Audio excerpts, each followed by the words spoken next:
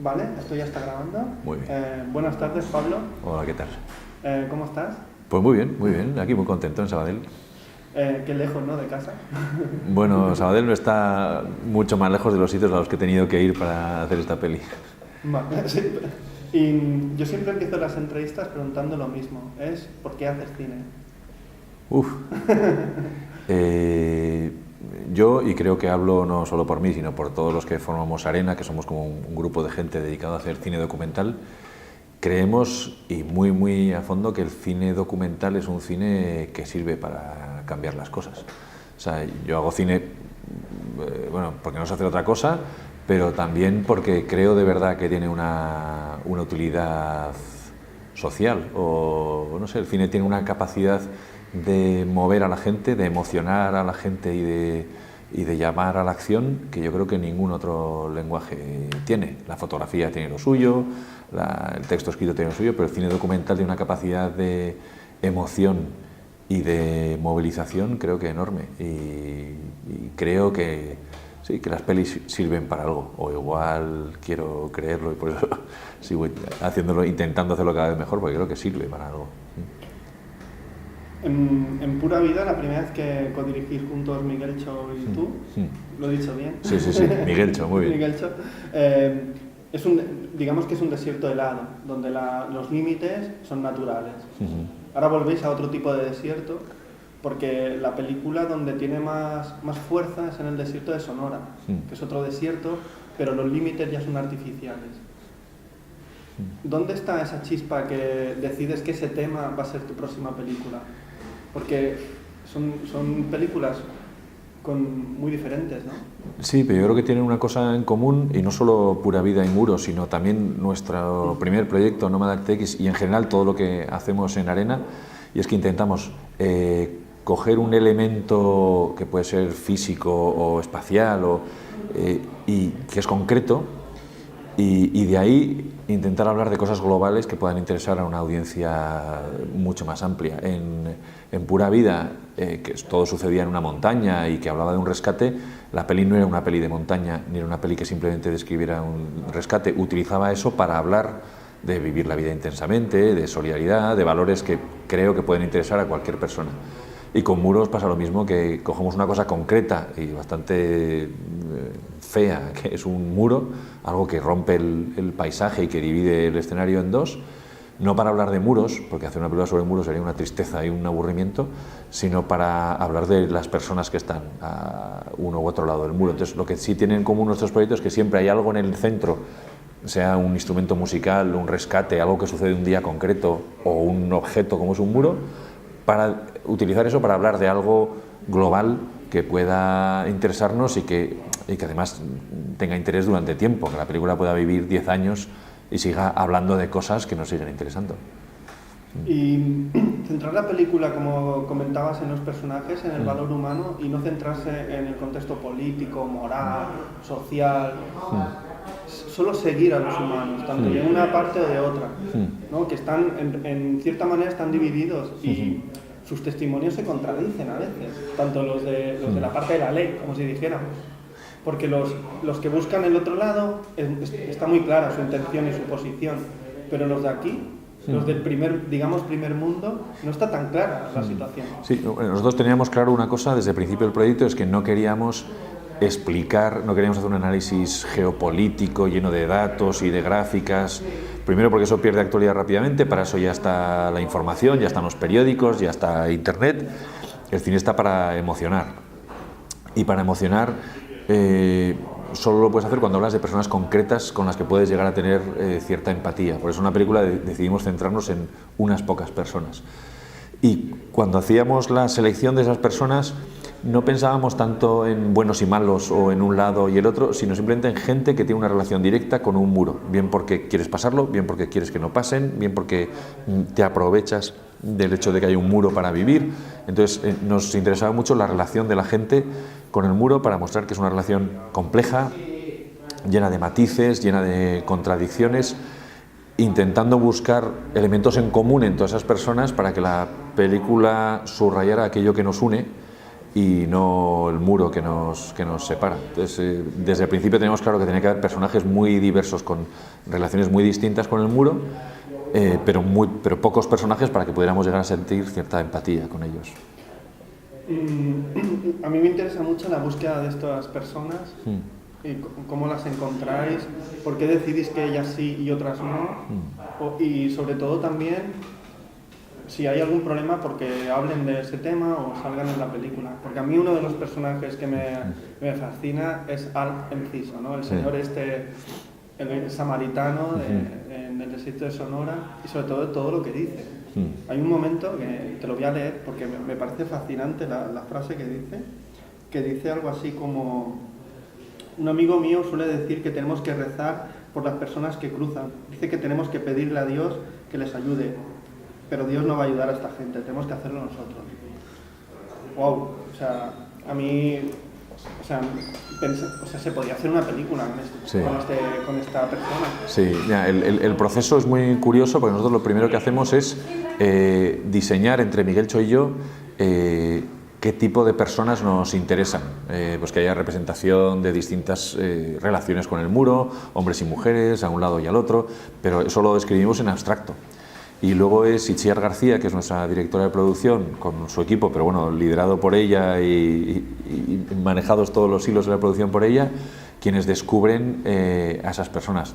¿Cómo lo hacen? No tengo ni idea. O sea, me parece mucho más difícil que lo que hacemos luego nosotros, que es contar su historia. Lo que me parece increíble es el trabajo de nuestro equipo de producción en Arena, que ya lleva muchos años especializados en encontrar historias humanas, y luego Miguel Cho y yo lo único que tenemos que hacer es contarlas.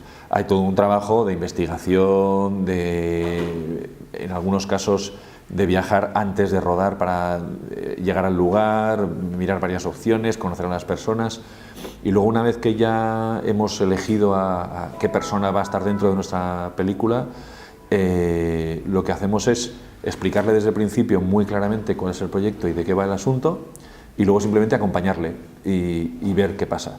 Lo que hacemos es dedicar mucho tiempo al principio a que entiendan cuál es el proyecto, a que tengan una relación de confianza con nosotros, que hay veces que eso nos puede llevar una semana y luego en otra semana ya estamos rodando. Y luego simplemente le seguimos y vemos qué pasa. Ahí ya en el momento del rodaje ya no tenemos ningún tipo de control sobre su día a día, simplemente le seguimos y que sea lo que Dios quiera. ¿Y en el rodaje estabais Miguel Cho y tú y ya está? No, el núcleo son 3 personas, Miguel Cho y yo hago la cámara de Miguel Cho, hacer sonido, aunque podríamos hacer al revés. De hecho hay un par de días del rodaje en el desierto Sonora que a mí me dio un tirón en el cuello por levantar la mochila, no podía manejar la cámara, nos cambiamos los roles y yo ahora mismo veo la película y no sabría decir qué planos son de esos días, no tengo ni idea.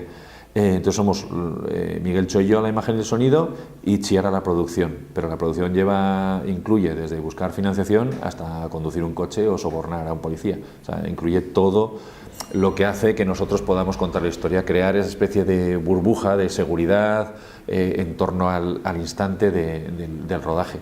Luego, en torno a esas 3 personas, pues dependiendo de cada sitio, pues hemos tenido en alguna ocasión un conductor o he tenido un ayudante de cámara. En ocasiones hemos tenido un ayudante que nos servía de traductor, porque en la peli se hablan como 8 idiomas diferentes y muchos de ellos no los hablamos nosotros. Entonces, dependiendo del destino, hemos tenido 1 o 2 ayudantes que iban cambiando con el destino. Y luego ya en el estudio, que está en Pamplona, en Navarra, ahí hay un equipo de 7 personas que trabajan en producción, luego en edición, en montaje, todo eso lo hacemos todo en casa. La estructura de la película, que empieza con el prólogo del muro de Berlín, después presentáis las 3 historias con los principales personajes, y después la película va cambiando de escenario y de paisaje, pero es muy fluido. O sea, eso me gusta mucho porque es como una estructura de las series de antes, ¿no? O sea, te presentaban los personajes y se iban cambiando de una manera muy... Pero el dividir la pantalla en 4, eso es muy sorprendente. Mira, al principio la peli era... cuando empezamos el proyecto, había una frontera más. Y por cierto, perdona que te interrumpa, no molesta. A mí las pantallas divididas en 2 me molestan muchísimo, pero aquí no, porque aquí la imagen continúa, pero el sonido no. El sonido se mantiene en el trozo de pantalla que se ha vuelto de color. Y la otra queda en blanco y negro y la vida continúa. Pero eso es interesante porque no marea. Sí, hay dos cosas ahí. Por un lado, hicimos una primera versión de la película. O sea, fuimos a rodar a una frontera más, la frontera entre India y Bangladesh, que es una frontera muy peligrosa, dentro de un paisaje muy bonito, rodeada de una gente interesantísima y con un trasfondo religioso de separación de hindúes y musulmanes. Rodamos ahí una historia preciosa que se incluyó en una primera versión de la película, pero luego vimos que la peli se hacía demasiado compleja en su estructura y decidimos, con gran dolor, eliminar por completo esa trama. Porque lo que teníamos claro era que queríamos, como tú decías, entretejer todas las tramas un poco para transmitir la idea de que no es que en el mundo haya muchos muros, es como si hubiera uno solo que divide el mundo en dos, una especie de serpiente que atraviesa todo el planeta, ¿no? Entonces eso es una cosa que nos interesaba. Y a la hora de presentar todos esos muros como el mismo, era muy importante que formalmente todo tuviera como una unidad, una cuadrícula. Y entonces eso nos permitía luego dividir la pantalla en dos, en cuatro, en horizontal, en vertical, trabajar con superposiciones. Desde el principio se cuidó mucho eso para que luego en montaje pudiéramos jugar un montón con simetrías, espejos, paralelismos, y la verdad es que luego el montaje agradecimos muchísimo el tener todo el material, digamos, con ese estándar formal que nos ayudó mucho luego a construir un discurso fluido. Porque la cámara que utilizáis, las ópticas, ¿qué tipo de son? Porque, o sea, estéis donde estéis, parece siempre el mismo ambiente. Y eso yo creo que se consigue con fotografía, ¿no? Sí, bueno, hacíamos, por un lado, siempre usar el mismo modelo de cámara, está rodado con una red EPIC, rodamos todo en 4K. Siempre hemos usado el mismo juego de ópticas, unas ópticas muy luminosas, unas CX 1.3 que nos permitían rodar en lugares en los que no había apenas fuente de luz, pues una bombilla pequeña o una vela nos servía. Siempre repetíamos el mismo equipo y para determinadas situaciones apuntábamos la óptica. Cuando el personaje camina, un 18, pues un 18. Cuando vamos en el coche, un 35, un 35. Entonces, al ir con ópticas fijas y no variables, repetíamos siempre las mismas ópticas. Mi altura como operador de cámara es siempre la misma y luego teníamos muy claros esos patrones que te decía antes, ¿no? Esas cuadrículas que repetíamos. Entonces, eso hace que luego es como el mismo lenguaje que se repite en distintos lugares. Es una cosa que tuvimos mucho cuidado desde el principio, ser muy, muy meticulosos, no solo en el uso del mismo equipo, las mismas ópticas, los mismos códecs, sino también el mismo estilo en el encuadre, siempre con el uso del trípode. Incluso cuando usábamos teleobjetivos, solo hemos llevado un teleobjetivo, que era un 300 fijo, siempre el mismo, y siempre los únicos teleobjetivos que hay en toda la película es un 300 fijo, no hay nada más. Entonces eso hace que el lenguaje, digamos, esté muy, muy pautado y muy adaptado al discurso. ¿Y esto que hacen en Zimbabue, que escenifican en una obra de teatro lo que les ocurre? ¿Esto es algo que hacen ellos o algo que provocáis vosotros? Como todo ¿no? Mucho más que hacen ellos, nosotros solo modificamos una tontería, y es que a Mesa le conocimos a este protagonista, que es el director de ese grupo de teatro y también actor y autor de las obras. Le habíamos visto en YouTube en un documental en el que él sale, se habla de su grupo de teatro y él sale actuando, y nos pareció un personaje interesantísimo. Y Chiar consiguió contactar con él. Era un lío porque él no tiene ni correo electrónico ni nada, había que mandar un correo electrónico a una granja, que una persona lo leía, iba a buscarle, y bueno, la cuestión es que llegamos hasta él. Y lo que hicimos fue ir a estar con él una semana antes de empezar a rodar. Él interpretó la obra de teatro para nosotros, y ahí lo único que hicimos fue modificar ligeramente la obra, porque ellos están acostumbrados a actuar en círculo porque el público se sitúa todo alrededor, pero claro, nosotros ponemos una cámara y nos interesaba actuar en plano. Entonces lo único que modificamos fue su guión, decirle, oye, vamos a ponerlo, vamos a estirar tu escenario para que funcione mejor en cámara. Y creo que nada más. Luego les dimos un par de consejos de actuación, porque hicimos algunos ensayos con ellos muy tontos, pues cómo hacer para que una torta suene y tantas cosas que ellos en su obra de teatro no hacían. Les dimos un par de trucos que agradecieron un montón, y la verdad es que ha sido fue una relación muy maja con el grupo de teatro, que eran unos actores y actrices fabulosos, y que además tiene un mérito increíble porque lo hacen por amor al arte y van por los pueblos actuando, y ellos son inmigrantes ilegales y van actuando algo que a ellos les ha pasado. Entonces era muy potente desde el principio. Ahí modificamos muy poco. ¿Ellos han visto la película? Depende, unos sí y otros no, porque hay gente que no tiene acceso a internet y no hay manera. Entonces, por ejemplo, Gariba, que es esta mujer que vive en Marruecos y que se dedica al contrabando ilegal, alegal, digamos. Alegal, ¿no? Eso. Ella no ha podido... Es que extraño es eso. Sí, es muy raro, es muy raro. Ocurre en España. Sí, y ha pasado esta mañana y pasará mañana otra vez por la mañana. Los guardias civiles están delante. ¿Por qué ocurre eso? Pues la historia... Mira, nosotros en la película no lo explicamos porque hay una cosa que... Es bueno no explicar en el cine, ¿no?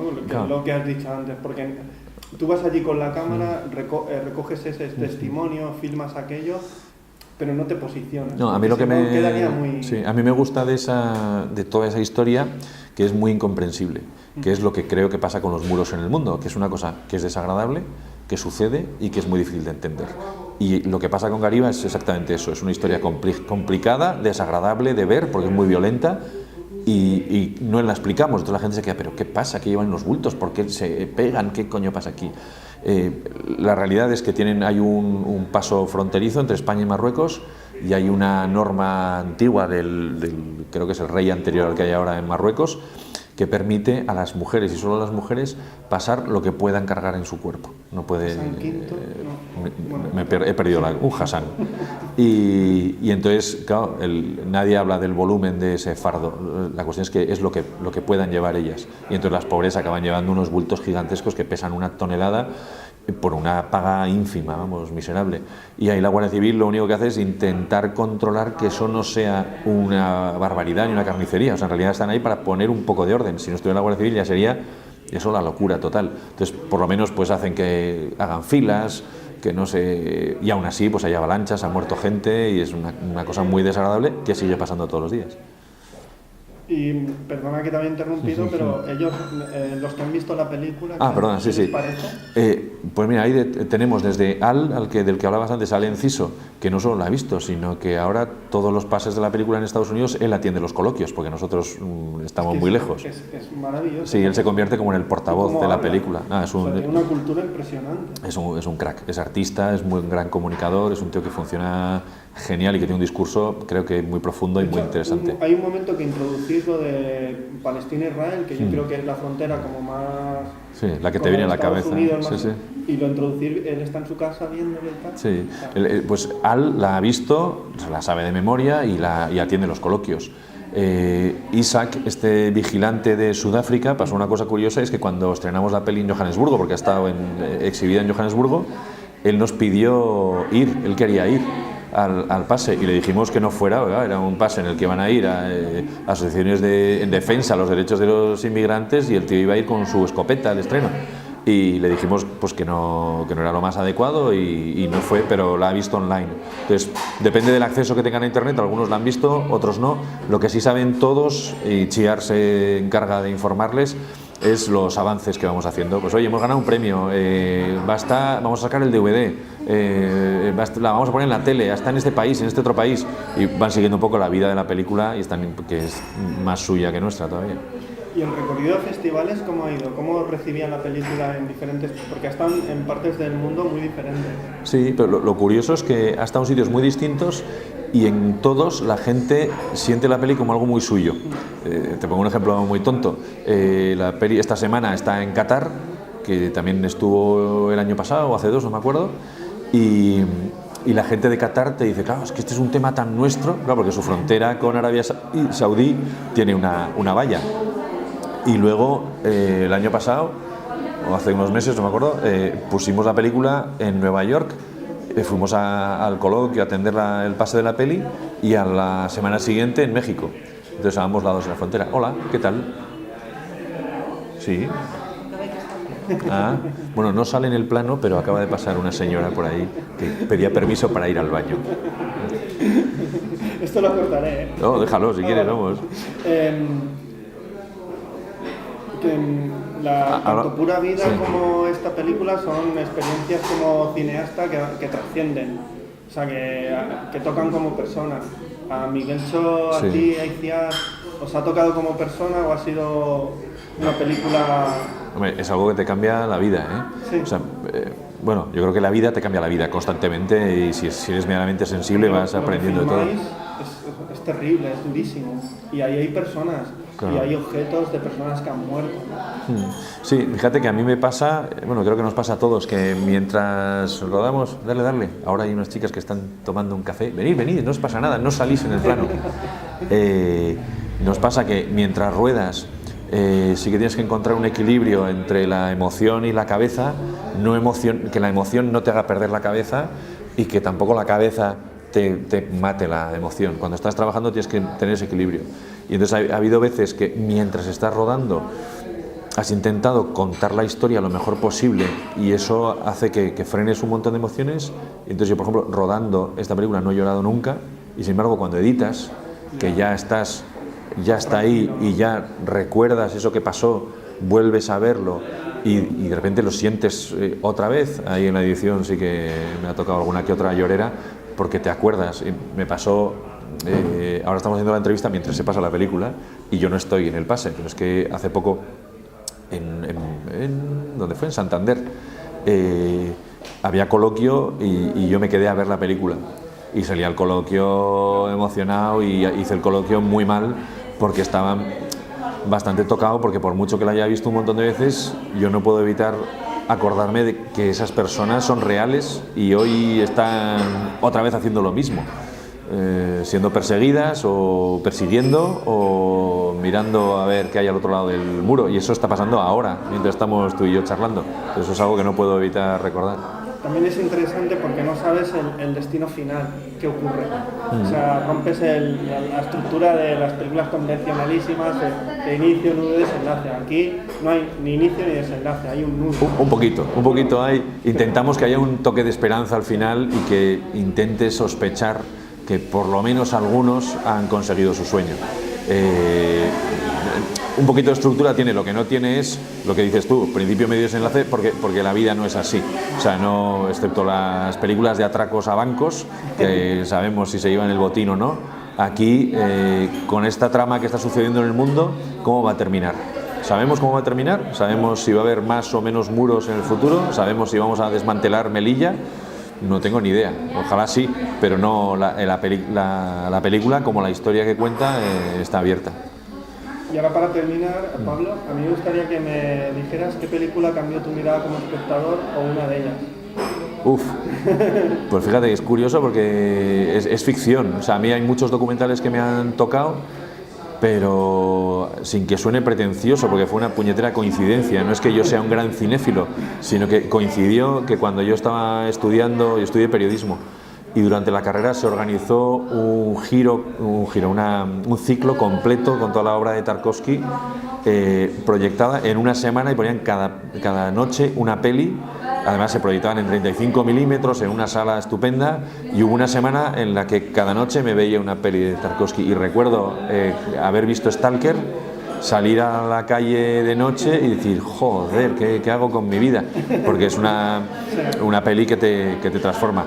Hace poco la intenté volver a ver y no la vi entera, pasé de ella, ¿eh? O sea, me pilló pues joven y emocionable, y una semana no puedes verte una peli Tarkovsky al día, te puedes volver loco. Y yo pues sí, me volví un poco loco, sí. Y entonces yo creo que me cambió mucho, sí. Pues Pablo, un placer hablar contigo de tu película y hasta la próxima. Hasta la próxima. Dentro de poco hacemos otra. Seguro.